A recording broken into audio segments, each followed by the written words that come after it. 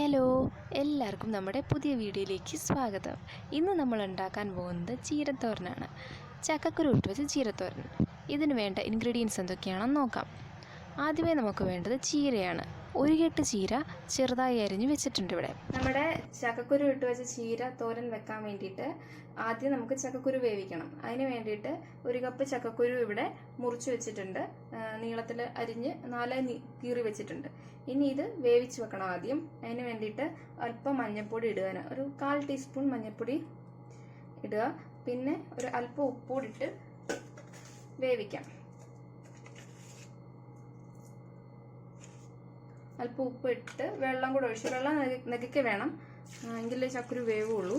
അപ്പം നെകയ്ക്ക് വെള്ളം ഒഴിച്ച് വേവിക്കാൻ വെക്കാം. വേവിച്ചിട്ട് നമുക്ക് ബാക്കി ഉണ്ടാക്കാം.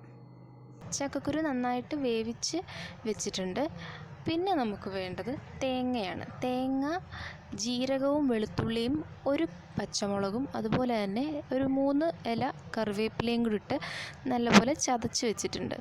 നമ്മുടെ ചക്കക്കുരു ഇട്ട് വെക്കുന്ന ചീരത്തോരൻ ഉണ്ടാക്കാൻ തുടങ്ങാം. അതിനായിട്ട് ആദ്യം നമ്മൾ ചീനച്ചട്ടി അടുപ്പ് വെക്കുക. എന്നിട്ട് എണ്ണ ഒഴിക്കുക. നന്നായി ചൂടായി വരുമ്പോൾ കടുക് വറക്കാനുള്ള ഉള്ളിയും പിന്നെ അതുപോലെ തന്നെ പച്ചമുളക് കൂടെ നമുക്ക് ഇടാം. ഇതിപ്പോൾ ഒരു പച്ചമുളകും ഒരു ചെറിയ ഉള്ളിയും കൂടാണ് ഇട്ടിരിക്കുന്നത്. ഇത് നന്നായിട്ടൊന്ന് മൂത്ത് വരുമ്പോൾ നമുക്ക് കടുകിടാം. നമ്മുടെ ഉള്ളിയും മുളകും നന്നായി മൂത്ത് വന്നിട്ടുണ്ട്. അതിലേക്ക് നമുക്ക് കടുകിടാം. 1/2 ടീസ്പൂൺ കടുകിടാം.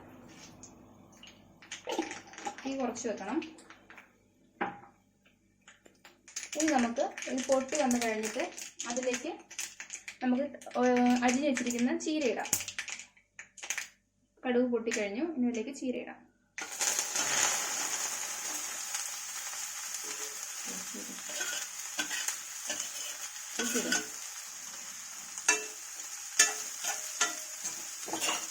ഇനി ഇതിലേക്ക് നമുക്ക് വേവിച്ച് വെച്ചിരിക്കുന്ന നമ്മുടെ ചക്കക്കുരു ഇടാം.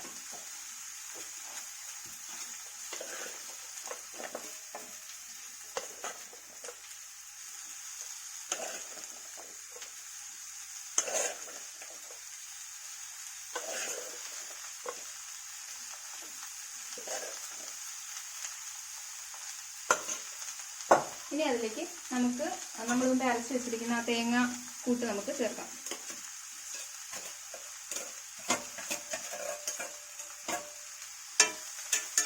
എന്നിട്ട് ഇതൊന്ന് അടച്ചു വെച്ച് നമുക്കൊന്ന് വേവിക്കാം. ഇതിന് വെള്ളം ഒഴിക്കേണ്ട ആവശ്യമില്ല. അതൊന്ന് തന്നെ ഇരുന്ന് വെന്തോളും.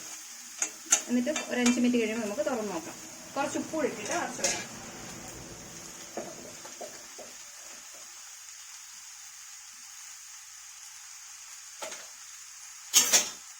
ഇതൊരു 5 മിനിറ്റ് കഴിയുമ്പോൾ നമുക്ക് തുറന്ന് നോക്കാം. നമ്മൾ ചീര അടുപ്പ് വെച്ചിട്ട് 5 മിനിറ്റ് കഴിഞ്ഞിട്ടുണ്ട്. നമുക്കിനി തുറന്ന് നോക്കാം. ഇളക്കി നോക്കാം.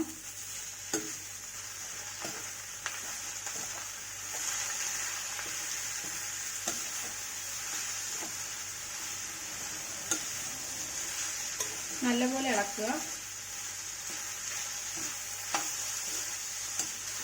അടിയിലൊന്നും പിടിച്ചിട്ടില്ല. വെള്ളം ഒഴിക്കേണ്ട ആവശ്യമില്ല. തന്നെ ഇതിനങ്ങ് വെന്തോളും.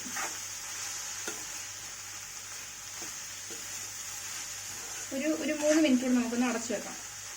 എന്നിട്ട് ഉപ്പൊക്കെ ഉണ്ടോ നോക്കിയിട്ട് നമുക്ക് വെന്തിട്ട് നമുക്ക് ഓഫ് ചെയ്യാം. ഒരു 3 മിനിറ്റ് കൂടെ ഇങ്ങനെ അടച്ചു വെക്കാം.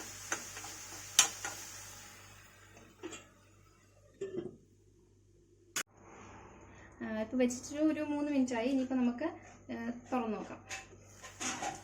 നന്നായി വെന്തിട്ടുണ്ട്. നന്നായിട്ട് ഇളക്കാം.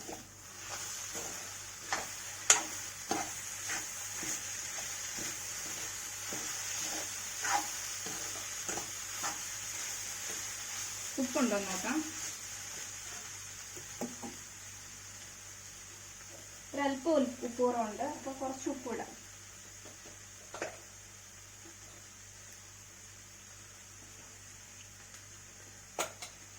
നമുക്കിത് നന്നായിട്ട് ഇളക്കി വെക്കാം. ഈ ചക്കക്കുരു ഒക്കെ ഒന്ന് ചെറുതായിട്ട് ഉടയണം, എങ്കിലേ അതിൻ്റെ ഒരു രുചി വരുള്ളൂ. ചക്കക്കുരു വെവ്വേറെ കിടന്ന ഒരു രുചി കാണില്ല. നല്ലപോലെ ഇളക്കുക.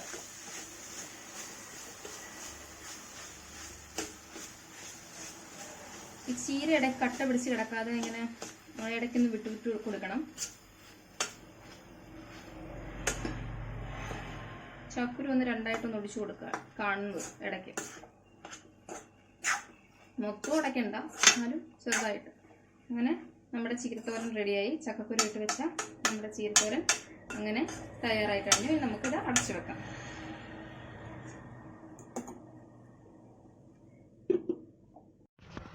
നമ്മുടെ സ്വാദിഷ്ടമായ ചീരത്തോരൻ എല്ലാവരും തയ്യാറാക്കി നോക്കണം. എന്നിട്ട് അഭിപ്രായങ്ങൾ പറയണം. വീണ്ടും ഒരു റെസിപ്പിയുമായി അടുത്ത വീഡിയോയിൽ കാണാം.